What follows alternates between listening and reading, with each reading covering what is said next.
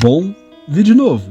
E para incrementar mais ainda nesse canal antropofágico, vamos falar de cinema brasileiro. O cinema brasileiro, mais ainda depois de 2018, sempre foi muito desvalorizado em relação ao cinema americano e até o europeu. A gente que criou esse espaçamento de nacional, normal, ou seja, hollywoodiano, e internacional, ou seja, tudo tirando os Estados Unidos, e rebaixamos o nosso cinema a algo menor, a um cinema de nicho, mas que claramente tem obras fantásticas de todos os tipos. Com o passar dos anos, um seleto grupo de obras ficaram enquadradas na elitista parede dos críticos de arte, assim deixando os holofotes para apenas esse seleto grupo, onde infelizmente é muito difícil de entrar. Nela temos filmes incríveis que realmente todo fã de cinema que se preze deveria assistir, como Deus e o Diabo na Terra do Sol, A Meia-Noite Levarei Sua Alma, O Bandido da Luz Vermelha e O Pagador de Promessas. O único filme brasileiro a se ganhar o prêmio de melhor filme no Festival de Cannes. Esse que é um filme que refletia muito bem a sociedade na época.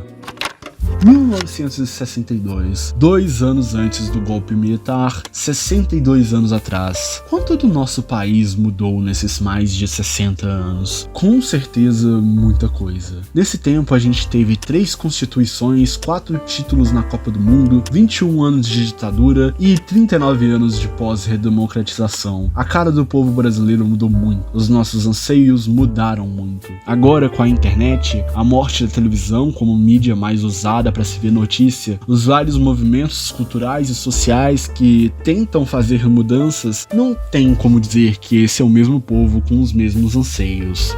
Não é mesmo?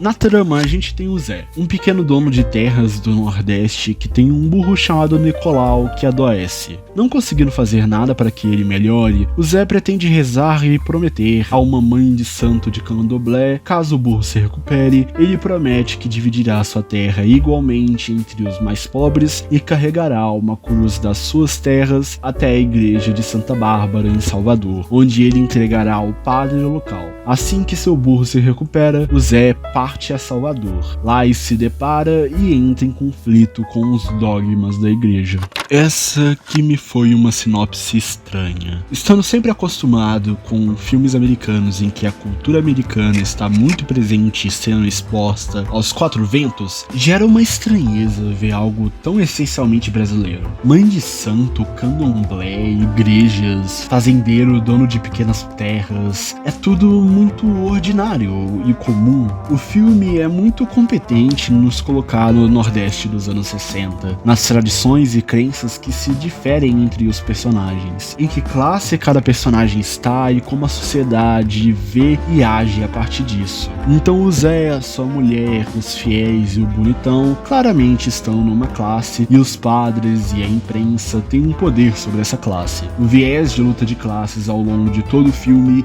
é muito forte. Luta de classes da qual sempre foi inseparável no Brasil, sua história e cultura. Quando se assiste um filme de 60 anos atrás, é intuitivo pensar que mudamos muito de lá pra cá, e poucos paralelos podem ser feitos. Mas não, esse filme não poderia ser mais atual. E pode parecer, mas essas palavras não são soltas. Cena após cena fica bem claro pra quem assiste. Porém, existe um certo momento que sozinho descreve muito bem isso. Quando a imprensa chega pra entrevistar o Zé, o jornalista faz uma lista de perguntas pro personagem. A maioria aonde ele não tem a mínima noção do que são e de como responder, porque ele é um pequeno dono de terras do sertão brasileiro, extremamente ingênuo, que só quer viver a sua vidinha. Então, mesmo ele sendo a acidental mais nova personalidade de Salvador, o Zé não necessariamente entende e sabe das preocupações daquela população. Ele até vive na pele algumas delas, mas é despolitizado, como tantas outras pessoas Brasil afora. Só nisso temos a perspectiva de diversos grupos da sociedade perante ao simples objetivo do Zé de levar a cruz para dentro da igreja. A igreja, representada pelo padre, demonstra todo o preconceito e racismo contra religiões de origem negra e, como mesmo se desdobrando, a religião ubandista nunca será aceita pela classe pedante dos religiosos, fechando literalmente as portas àquele homem pobre que tinha a missão de colocar uma cruz numa igreja. A porra do padre precisa fazer uma comissão com um monte de bispo só pra virar pro Zé e dizer não. A mídia, representada pelo jornalista, também representa o papel da mais nojenta classe hegemônica que controla essa imprensa marrom. Quando o jornalista encontra o Zé, ele promete mundos e fundos, dinheiro e fama. Mas ele só quer colocar a cruz lá dentro e dar a tão querida entrevista por pressão, o questionando de coisas que ele não faz a menor ideia por estar preso da sua mediocridade e fragilidade da sua pobreza.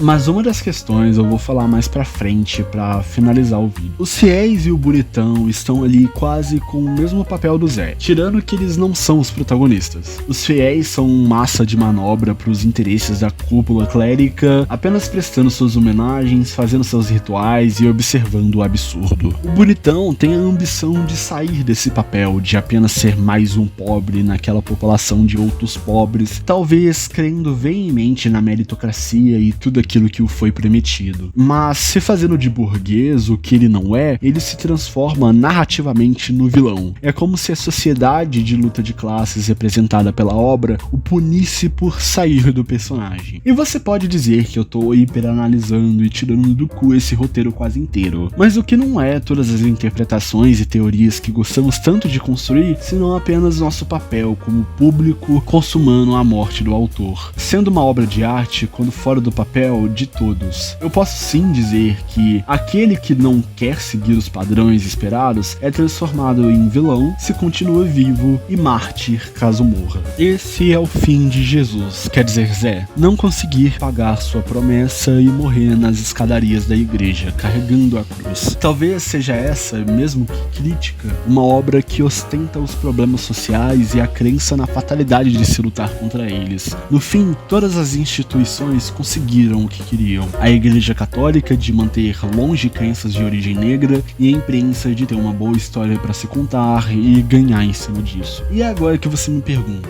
tá bom, cara, eu entendi seu viés e o que você quer dizer, mas qual era aquela das perguntas que você disse que ia deixar pra depois? Bom, quando pressionado a responder perguntas que o Zé não fazia ideia de como responder, uma delas era: você apoia a reforma agrária? E só a partir disso, coisa que ele nem entendia, que quem leu aquele jornal do dia seguinte e se identificava com a reforma, no caso os capoeiristas, por acreditarem que ele era um deles, e realmente eram, foram botar pressão na igreja para abrir aquela maldita porta. Reforma agrária, cara. Isso que é pauta atual. O agronegócio é simplesmente genocida e rouba o papel de botar comida na mesa do brasileiro, de quem realmente faz isso, a agricultura familiar. Concordando ou não com a minha fala, você entende o quão atual é isso? As estruturas ainda são as mesmas, então os dilemas também. Há 60 anos atrás, 2 anos depois do lançamento desse filme,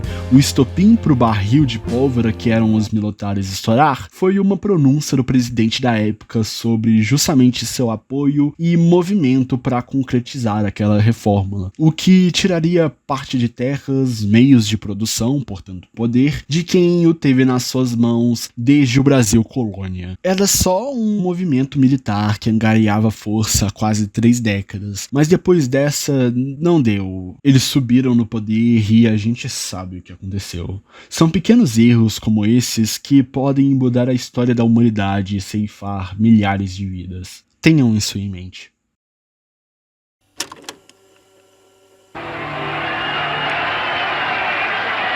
Trabalhadores do campo já poderão então ver concretizada, embora em parte, a sua mais sentida e justa reivindicação, aquela que o dará um pedaço de terra própria para ele trabalhar, um pedaço de terra para ele cultivar. Aí então, o trabalhador e a sua família sofrida, irá trabalhar para ele, porque até aqui ele trabalha para os donos da terra que ele aluga, ou para os donos da terra que ele entrega sua produção.